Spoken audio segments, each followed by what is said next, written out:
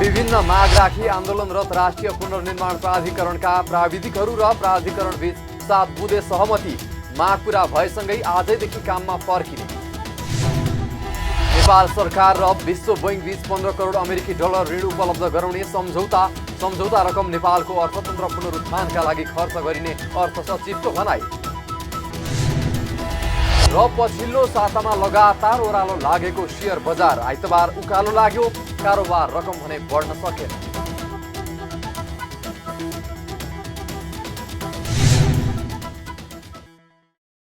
हामी छौं पल पल तपाईसँग,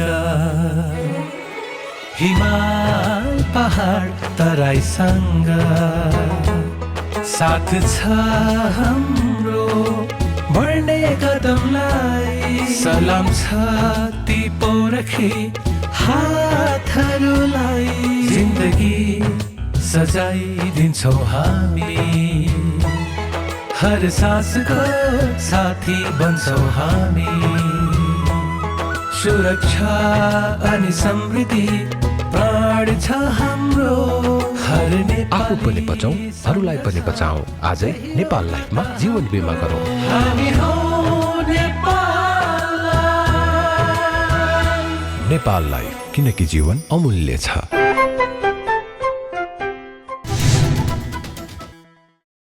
नमस्कार, कारोबार समाचारमा स्वागत छ। अब समाचार विस्तारमा। विभिन्न माग राखी आन्दोलनरत राष्ट्रिय पुनर्निर्माण केन्द्रीय आयोजना कार्यान्वयन इकाइ भवन अन्तर्गतका प्राविधिकहरू 7 बुँदे सहमति भएसँगै काममा फर्किने भएका छन्। आइतबार प्राधिकरण र प्राविधिकहरू बीच प्राविधिकहरूको माग पूरा गर्ने सम्बन्धमा 7 बुँदे सहमति पत्रमा हस्ताक्षर भएसँगै प्राविधिकहरू काममा फर्किने भएका हुन्। प्राधिकरण र प्राविधिक बीच सबै आन्दोलन आजकै मितिबाट टुङ्ग्याएर नियमित कामकाजमा फर्किने, प्राविधिकहरूले बुझाएको राजीनामा अस्वीकृत गर्ने, असार महिनाको पाउनुपर्ने सेवा सुविधाहरू उपलब्ध गराउने सहमति भएको छ। प्राविधिकहरूले पाउनुपर्ने सञ्चार खर्च, यातायात खर्च र स्थानीय भत्ता चालु आर्थिक वर्ष 2077-78 को साउन महिनाबाटै नियमअनुसार उपलब्ध गराइने भएको छ। त्यस्तै जिल्ला आयोजना कार्यान्वयन इकाइ ओखलढुङ्गा अन्तर्गत रही कार्यरत इन्जिनियर राजा शाहको कामकै सिलसिलामा मृत्यु भएकोमा शाहको परिवारजनलाई बिमाको रकम उपलब्ध गराउन केन्द्रीय आयोजना कार्यान्वयन इकाइ भवनले पहल गर्ने सहमति पत्रमा उल्लेख गरिएको छ। प्राधिकरण अन्तर्गत रही विभिन्न समयमा कामकाज गरेका प्राविधिक, सामाजिक परिचालक, डकर्मी लगायत सबै कर्मचारीहरूको कार्य अनुभव सहितको विवरण रोस्टर तयार पारी अनलाइनमा पोर्टलमा राख्ने र रोस्टरलाई सम्बन्धित विभिन्न निकायमा भावी प्रयोजनका लागि प्राधिकरणले पठाउने पनि सहमति भएको छ। प्राविधिकहरूलाई भावी दिनमा अन्यत्र काम गर्दा आवश्यक पर्ने रिफ्रेसर तालिमको व्यवस्था प्राधिकरणले गर्ने पनि सहमति भएको छ।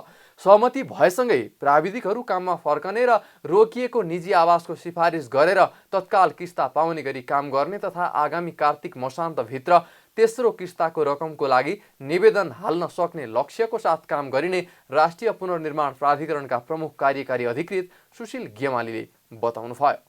आजैबाट सम्पूर्ण प्राविधिकहरू कार्यक्षेत्रमा फर्किने र चाहिँ द्रुत गतिले त्यो कामहरू चाहिँ अगाडि बढाउने। यो आर्थिक वर्षभित्रमा निजी आवासको कामको निम्ति जनताहरू पीडामा हुनुहुन्छ, अहिले पनि उहाँहरूको लागि चाहिँ त्यसको सिफारिस गरेर तत्काल चाहिँ निजी आवासको किस्ताहरू प्राप्त गर्ने खालको अवस्था पनि सिर्जना गर्ने र आगामी कार्तिक मसान्तसम्ममा सबै लाभग्राहीहरूले तेस्रो किस्ताको लागि चाहिँ निवेदन दिने चाहिँ जुन समय सीमा छ, यो कोरोनाको कारणले गर्दाखेरि त्यो बढेको छ, त्यसभित्रमा त्यो चाहिँ लक्ष्यलाई प्राप्त गर्ने ढङ्गले सम्पूर्ण प्राविधिकहरू चाहिँ परिचालन हुने, प्राधिकरणको सम्पूर्ण अङ्गहरूलाई चाहिँ परिचालन गर्ने ढङ्गले आज एक खालको हामी छलफल पनि सहमति पनि गरेका छौँ र त्यो ढङ्गको निचोड निकालेर अब प्राविधिकहरू सबै आजैदेखि नै अब आफ्नो कार्यक्षेत्रमा उहाँहरू फर्किने हुनेछ भन्ने हामीले विश्वास लिएका छौँ र त्यही अनुसारको चाहिँ हामीले यसलाई दृष्टिकोण बनाएर चाहिँ काम अगाडि बढाएका छौँ। सहमतिपछि आन्दोलनरत प्राविधिकहरूले आफ्नो माग पूरा भएको बताएका छन्। आन्दोलनरत केन्द्रीय आयोजना कार्यान्वयन इकाइ भवन अन्तर्गतका प्राविधिकहरूको तर्फबाट अध्यक्ष अविनाश अमरले आफूहरूको माग पूरा भएको र आजकै मितिदेखि काममा खटिने बताउनुभयो। आजबाट हाम्रा सम्पूर्ण मागहरू पूरा भएका छन् र आन्तरिक रूपले गृह कार्यहरू हुँदै गर्दा कतिपय कम्युनिकेसन ग्यापको कुरा गर्नुभयो सरले। त्यही ग्यापले गर्दाखेरि कतिपय कुराहरू हामीलाई थाहा थिएन। हामीले माग राखे पनि ती आन्तरिक रूपले गृह कार्य हुँदै थिए र आजबाट हाम्रा सम्पूर्ण मागहरू पूरा भएका छन्। आजबाट सम्पूर्ण हामी प्राविधिकहरू गाउँ गाउँमा फर्किन्छौँ र यो असार मसान्तसम्म धेरैभन्दा धेरै लाभग्राहीहरूका अनुहारमा खुसी ल्याउने काम गर्छौँ र उहाँहरूको घर निर्माणमा हामी झन् द्रुत गतिले खटिनेछौँ। पुनर्निर्माण प्राधिकरण अन्तर्गतका प्राविधिकहरू निकै लामो समयदेखि आन्दोलन गर्दै आएका थिए। आन्दोलनको क्रममा उनीहरूले राजीनामा समेत दिएका थिए। सहमतिपछि उनीहरूको राजीनामा अस्वीकृत भएको छ। नेपालको अर्थतन्त्र पुनरुत्थानका लागि नेपाल सरकार र विश्व बैंक बीच 15 करोड अमेरिकी डलर बराबरको सहुलियत ऋण उपलब्ध गराउने सम्झौता पत्रमा हस्ताक्षर भएको छ। नेपाल सरकार र विश्व बैंक बीच कोभिड-19 महामारीबाट समस्यामा परेको अर्थतन्त्र पुनरुत्थान तथा अति विपन्न र जोखिममा रहेकाहरूको संरक्षण एवं दिगो विकास हासिल गर्न नेपाललाई 15 करोड अमेरिकी डलर करिब 17 अर्ब 78 करोड रुपैयाँ बराबरको सहुलियत ऋण उपलब्ध गराउने सम्बन्धी वित्तीय सम्झौतामा हस्ताक्षर भएको हो। आइतबार भएको सम्झौता पत्रमा नेपाल सरकारको तर्फबाट अर्थ मन्त्रालयका सचिव शिशिर कुमार ढुङ्गाना र विश्व बैंकका तर्फबाट मालदिप्स, नेपाल र श्रीलङ्काका लागि विश्व बैंकका राष्ट्रिय निर्देशक फारिद हदाद जर्बोसले हस्ताक्षर गर्नुभएको छ। हस्ताक्षर कार्यक्रममा बोल्दै अर्थ मन्त्रालयका सचिव शिशिर कुमार ढुङ्गानाले यो सम्झौता अन्तर्गत प्राप्त हुने रकम कोभिड-19बाट प्रभावित भएको अर्थतन्त्रलाई पुनर्जीवन दिन, आर्थिक गतिविधिलाई तीव्रता दिन र हरित वृद्धिलाई सहयोग गर्ने गरी कार्यक्रम सञ्चालन गरिने बताउनुभयो। चालु आर्थिक वर्षमै विनियोजन गरिएको पूर्वाधार निर्माणतर्फको खर्चको लागि यो रकम यसै आर्थिक वर्षभित्र परिचालन हुने पनि उहाँले बताउनुभयो। विशेष गरी विश्व बैंकले नेपालको विकास प्रयासमा सहयोग गर्ने क्रममा पछिल्लो पटक अहिले करिब 150 मिलियन अमेरिकी डलर अर्थात् 17 अर्ब 70 करोड जतिको वैदेशिक सहायता, यो बजेटरी सहायता स्वीकृत गरेको छ। त्यसैको सम्झौता हामीले गरेका छौँ। यो सम्झौता अन्तर्गत प्राप्त हुने रकमहरू मूलतः कोभिडबाट प्रभावित भएको अर्थतन्त्रलाई पुनर्गति दिने, अर्थतन्त्रलाई पुनर्जीवन दिने, आर्थिक गतिविधिलाई तीव्रता दिने र ग्रिन इकोनोमी, ग्रिन ग्रोथ अथवा हरित वृद्धिलाई सपोर्ट गर्ने गरी कार्यक्रमहरू सञ्चालन गरिनेछन्। विशेषतः यस चालु आर्थिक वर्षमै विनियोजन गरिएको पूर्वाधार निर्माणतर्फको खर्चका लागि यो रकम प्रयोग गरिनेछ र यो बीपीसी अन्तर्गत हामीले 8वटा विभिन्न पोलिसी रिफर्मका एजेन्डाहरू एक्सेप्ट गरेका छौँ। त्यही एक्सेप्ट गरेका पोलिसी रिफर्महरूका माध्यमबाट अर्थतन्त्रलाई पुनर्जीवन दिने, आर्थिक गतिविधिलाई समृद्ध बनाउने, हाम्रा नियमनकारी प्रबन्धहरूलाई सुदृढ र सबल बनाउने र हामीसँग भएको आफ्नो प्रोजेक्ट कार्यान्वयनका लागि आवश्यक पर्ने फाइनेन्सिङ ग्यापलाई पूर्ति गर्नको लागि यो सहायता लिएको। यो सहायता यसै आर्थिक वर्षभित्र नै परिचालन हुने एउटा पनि म पत्रकार साथीहरूलाई जानकारी गराउन चाहन्छु। कार्यक्रममा बोल्दै मालदिप्स, नेपाल तथा श्रीलङ्काका लागि विश्व बैंकका राष्ट्रिय निर्देशक फारिस हदाद जर्बोसले यस आयोजनाले कोभिड-19 को महामारीका बेला र महामारीपछि पनि नेपालमा दिगो वृद्धि हासिल गर्न सहयोग गर्ने बताउनुभयो। कोभिड महामारीको समयमा मानिसको जीवन रक्षा तथा अर्थव्यवस्थाको पुनरुत्थान गर्नका लागि सरकारले ल्याएका कार्यक्रमहरूलाई सघाउन विश्व बैंक प्रतिबद्ध रहेको पनि उहाँले बताउनुभयो। This is about light at the end of the tunnel. It's about the recovery and resilience phase of what has been a very, very tragic 2 years, almost 2 years, as a result of the COVID crisis. I want to first start by thanking the government of Nepal, particularly the Ministry of Finance, under the leadership of the Honorable Minister of Finance and respected Secretary, for all the work that they have done in collaborating with us on this. I also want to thank all the other ministries, whether it's Ministry of Industry and others who have also been excellent partners in this great initiative. I want to also congratulate and thank the new respected Joint Secretary of IECCD, Danny Ramji, for having picked up and moved so quickly in his new assignment. So I'm very appreciative of that. This development policy credit, $150 million, is the beginning of a series. And it is extremely important because it focuses on the exit, the light at the end of the tunnel, the reforms, the policy actions, the policy reforms and steps that the government of Nepal will do to ensure that the exit out of COVID in terms of the recovery is focused on green growth, focused on resilient growth, and focused on inclusive growth. And I think this is beginning of a journey. This signing today is very important, but it's only the first step.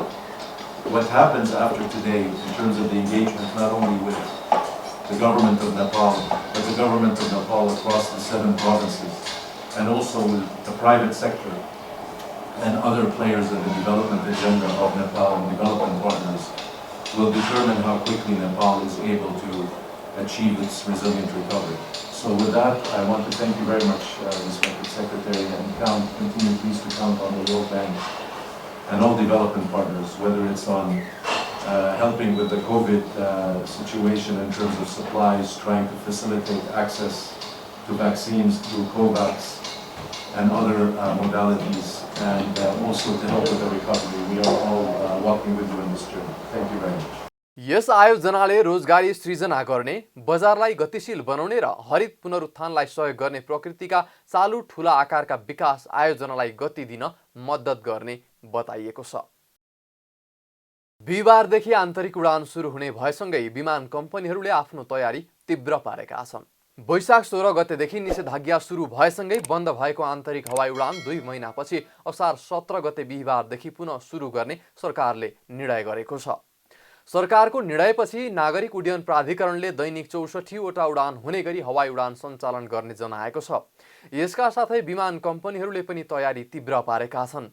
नागरिक उड्डयन प्राधिकरणले बनाएको उडान तालिका अनुसार यति एयरले 15, बुद्ध एयरले 31, श्री एयरले 7, शौर्य एयरले 3 र नेपाल एयरले 2, तारा एयरले 2, summit एयरले 2 र सीता एयरले 2 गरी दैनिक कुल 64 वटा उडान गर्नेछन्। नियमित समयको कुल उडानको 50% भन्दा नबढ्ने गरी आन्तरिक हवाई उडान सञ्चालन गर्न प्राधिकरणलाई सरकारले निर्देशन दिएको थियो। सरकारले अन्तर्राष्ट्रिय उडान खुकुलो पारेका कारण 5 वटा जहाजले अन्तर्राष्ट्रिय उडान सञ्चालन गर्दै आएका थिए। यसै सातादेखि सरकारले थप 4 वटा जहाजलाई पनि अनुमति दिएको छ। अब Nepal airlines, Himalaya airlines, Qatar airlines, Turkish airlines, Jazeera airlines, fly Dubai, सलाम एयरलाइन्स, एयर अरबिया र एयर इन्डियाले नेपालका लागि अन्तर्राष्ट्रिय उडान गर्दै आएका छन्। यी विमान कम्पनीले दोहा, जापान, दुबई, ओमान, कुवेत लगायतका गन्तव्यमा उडान गरिरहेका छन्। संस्कृति, पर्यटन तथा नागरिक उड्डयन मन्त्री लीलानाथ श्रेष्ठले कोरोना महामारीका कारण थला परेको पर्यटन व्यवसायलाई माथि उठाउन पहल गर्ने प्रतिबद्धता जनाउनु भएको छ। सिंहदरबारमा आइतबार संस्कृति, पर्यटन तथा नागरिक उड्डयन मन्त्रालयको पदभार सम्हाल्दै उहाँले आफू मन्त्रालयमा रहन्जेल पर्यटन क्षेत्र तथा पर्यटन व्यवसायको विकास र समृद्धिका लागि काम गर्ने प्रतिबद्धता जनाउनु भएको हो। रहरले नभई बाध्यताले मन्त्रालयको जिम्मेवारी सम्हाल्नु परेको उल्लेख गर्दै उहाँले कोभिड महामारीको अत्यन्तै कठिन अवस्थामा पनि पर्यटन क्षेत्रको समुन्नत विकासका लागि भिन्न किसिमको कार्ययोजना बनाई अघि बढ्नुपर्ने आवश्यकता उल्लेख्नु भयो। सरकारले नीति ल्याउने तर कार्यान्वयन तहमा लैजाने जिम्मेवारी कर्मचारीहरूको भएको भन्दै उहाँले समग्र मन्त्रालयका कामलाई प्रभावकारी बनाउने गरी कार्ययोजना बनाउन मातहतका कर्मचारीलाई निर्देशन दिनुभयो।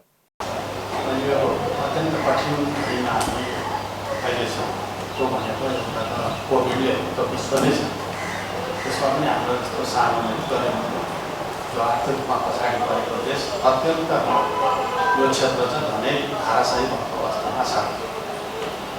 यसलाई हामीले आशा बाँदैछौँ कि चाँडै यसबाट मुक्ति पाउँछ होला भनेर हामी आशावादी छौँ। अब हामीले यही अवस्था रह्यो भने हामीले कसरी काम गर्नु? यो त 1.5 वर्ष भयो सचिवले ल्याउनु भयो, अनि 1.5 वर्षसम्म यो भयो, फेरि पनि अब कहिलेसम्म हुन्छ यसो त ग्यारेन्टी छैन।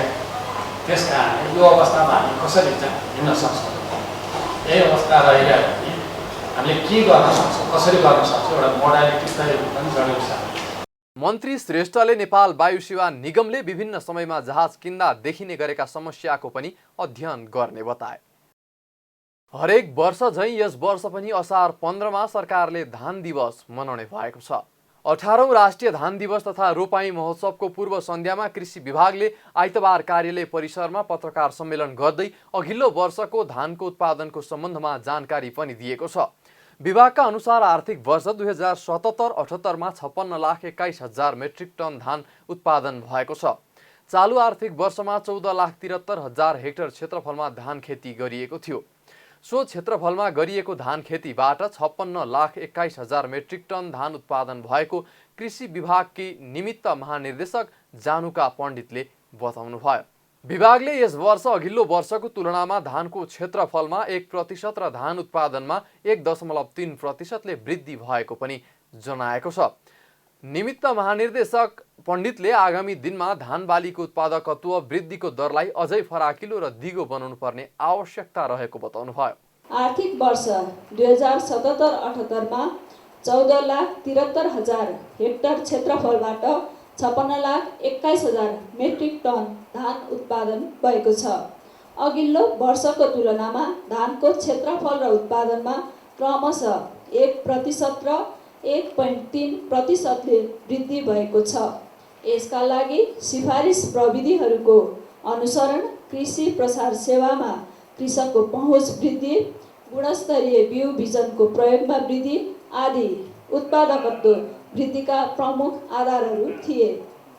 तथापि आगामी दिनहरूमा धान बालीको उत्पादकत्व वृद्धिको दरलाई अझ फराकिलो र दिगो बनाउनु पर्ने आवश्यकता रहेको छ। नेपालमा धानको उत्पादन वृद्धि गरी खाद्य सुरक्षाको अवस्था सुधार गर्न, धानमा आत्मनिर्भर बन्न र उत्पादनलाई उद्योगसँग जोड्दै रोजगारी र आयमा वृद्धि गर्न सकिने आधारहरू रहेको उहाँले बताउनुभयो। पछिल्लो 30 वर्षमा धान उत्पादनमा 60% र उत्पादकत्वमा करिब 59% वृद्धि भएको पनि उहाँले जानकारी दिनुभयो।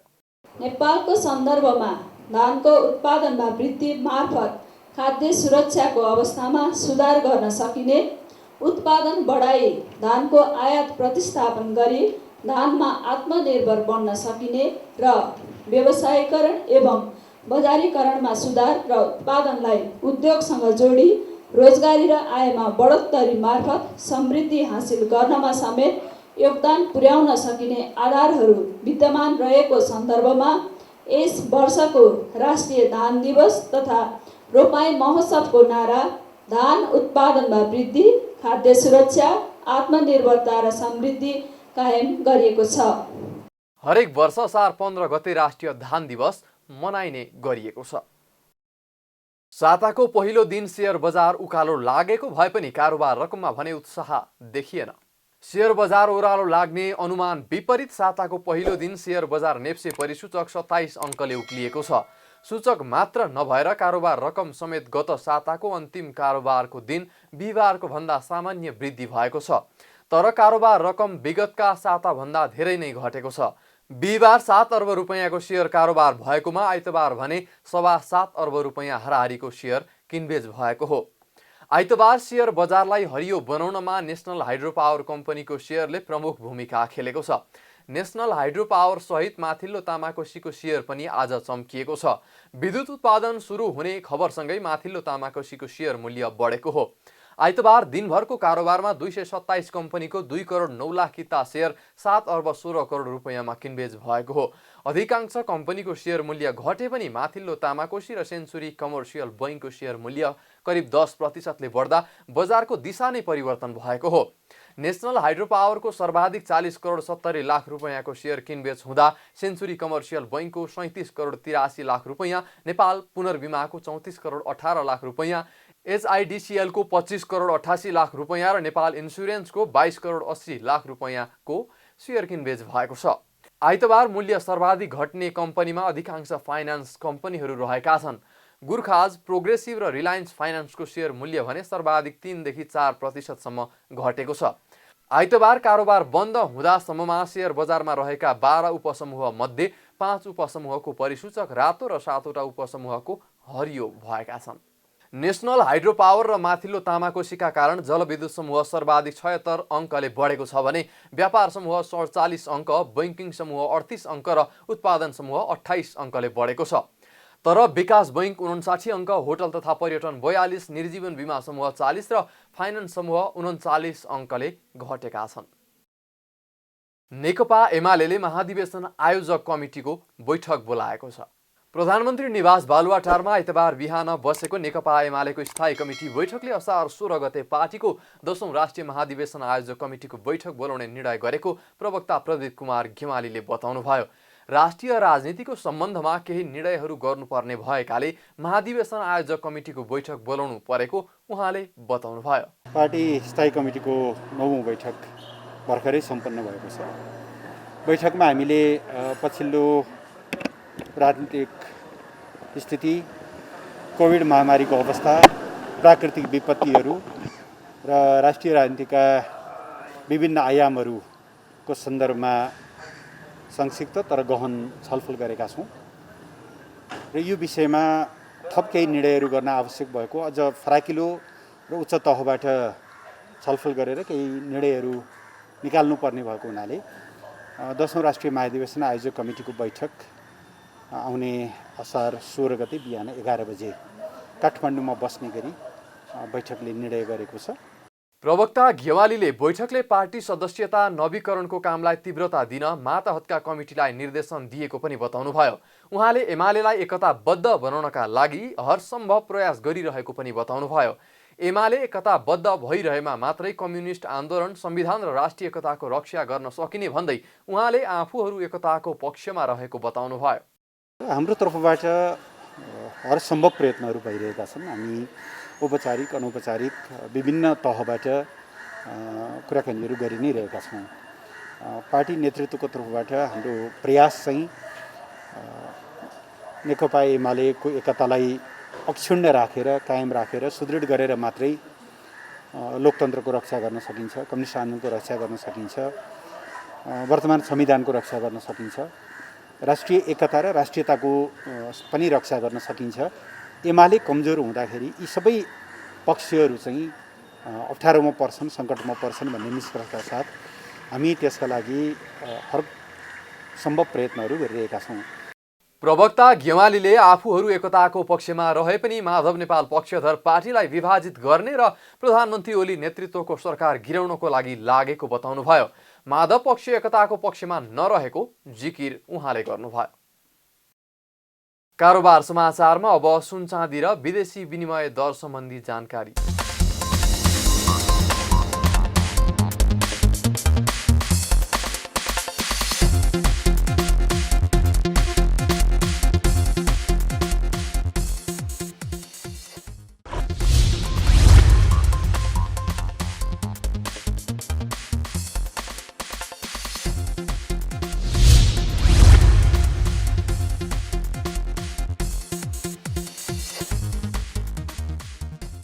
बिदा हुनु अघि अहिलेसम्मका प्रमुख समाचार फेरि एकपटक। विभिन्न माग राखी आन्दोलनरत राष्ट्रिय पुनर्निर्माण प्राधिकरणका प्राविधिकहरू र प्राधिकरण बीच 7 बुँदे सहमति। माग पूरा भएसँगै आजैदेखि काममा फर्किने। नेपाल सरकार र विश्व बैंक बीच 15 करोड अमेरिकी डलर ऋण उपलब्ध गराउने सम्झौता रकम नेपालको अर्थतन्त्र पुनरुत्थानका लागि खर्च गरिने अर्थ सचिवको भनाई। र पछिल्लो सातामा लगातार ओह्रालो लागेको शेयर बजार, आइतबार उकालो लाग्यो, कारोबार रकम भने बढ्न सकेन।